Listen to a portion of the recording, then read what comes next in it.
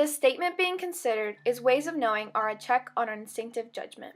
Already, this statement opens a door to a worldwide argument and subject to be explored. However, before any argument can be stated, we need to know what the ways of knowing are. The ways of knowing are classified by these 8 major categories: faith, reason, intuition, deception, memory, language, emotion, and imagination.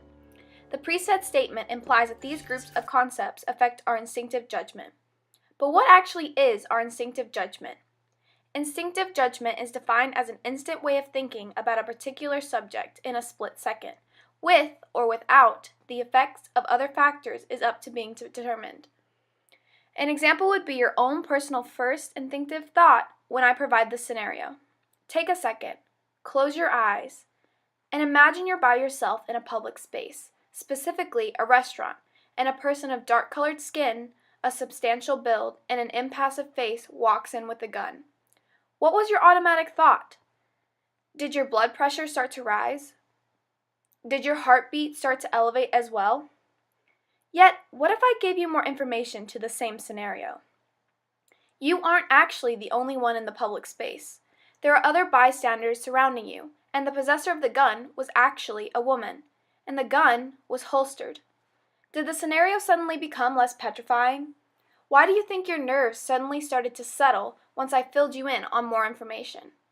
Well, this is because some ways of knowing come into play and the scenario suddenly changed into a certain perspective that it wasn't before. With the help of reason, we are able to rely on our past experiences or told experiences to think and form a rational solution to any scenario.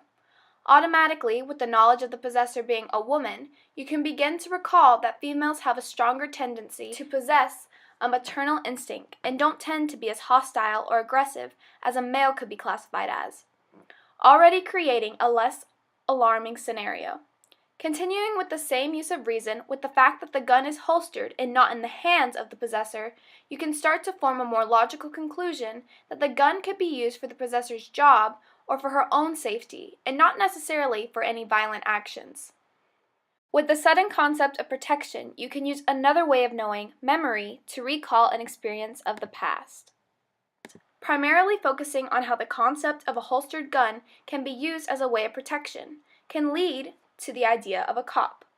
Cops are in possession of guns most of the time, but they are also the symbol of protection for not only themselves, but mainly for other people. You also could have your own personal memory that helps to support this same symbol of protection, which tends to persuade the scenario even more into a different light.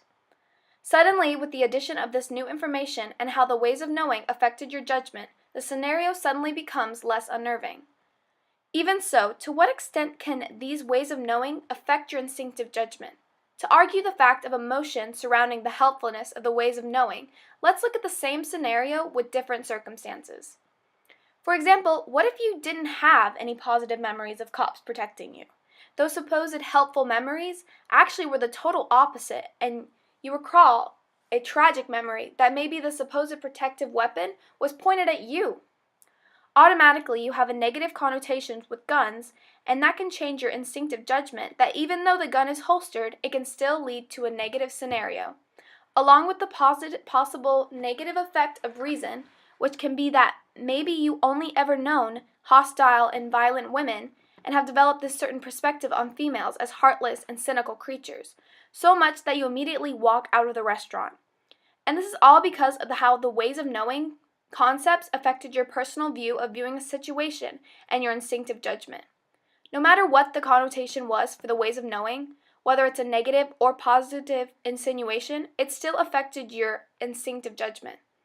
I believe that no matter what scenario you are given, your instinctive judgment will always be affected by the ways of knowing concepts, whether it's subconsciously or not. It is just how the brain will look and comprehend a situation, and the way of knowing concepts will always fall into play, because as humans, we have to take into consideration our past experiences and any emotional ties those specific memories could have. But also we have to take the same consideration into the reason behind the specific emotion, and if it's logical to think this way, or if it's just being overshadowed by another certain way of knowing.